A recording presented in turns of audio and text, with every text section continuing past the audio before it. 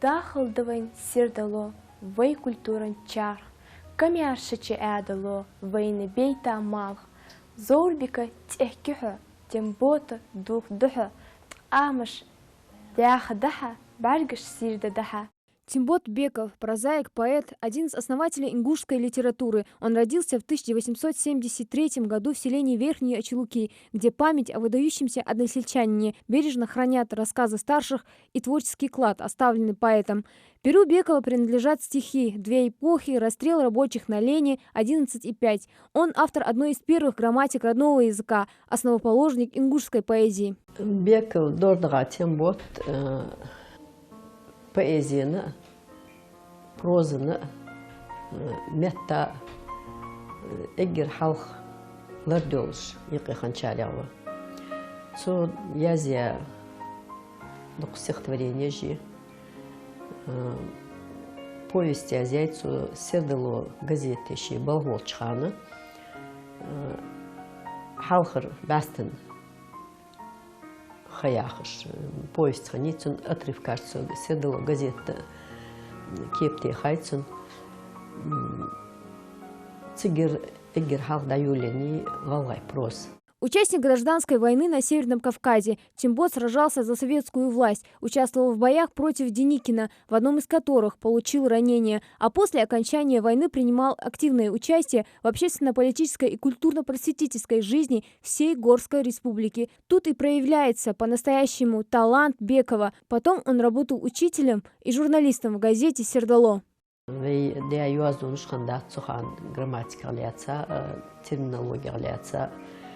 Бог дикилак бябцу. Техникум хаила ачха. Цикхехш ханус заубек масагов хануцунца тях заубек масагов архица грамматик ди. Цхан барты болуш. Цхан де белхшхан цар цу грамматик чадахтарш. С грамматика ханс техелц ча мах болуш вей дерик мот мет баоныш цу грамматика цхаюлени.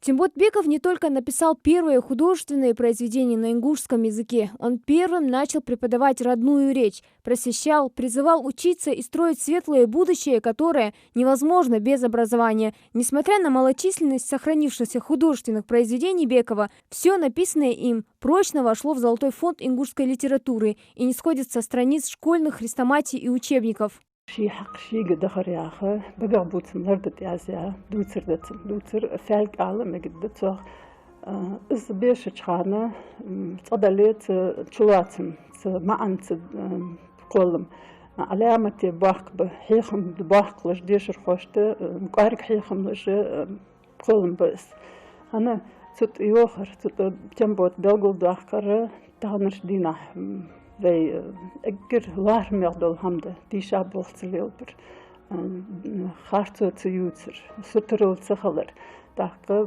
desher hoşte bak hayxımlış qetmlış mahtigeje Bekov Tembot kolmayıqı tsını kaçtın tsıçı kıyolçısını президент штепе.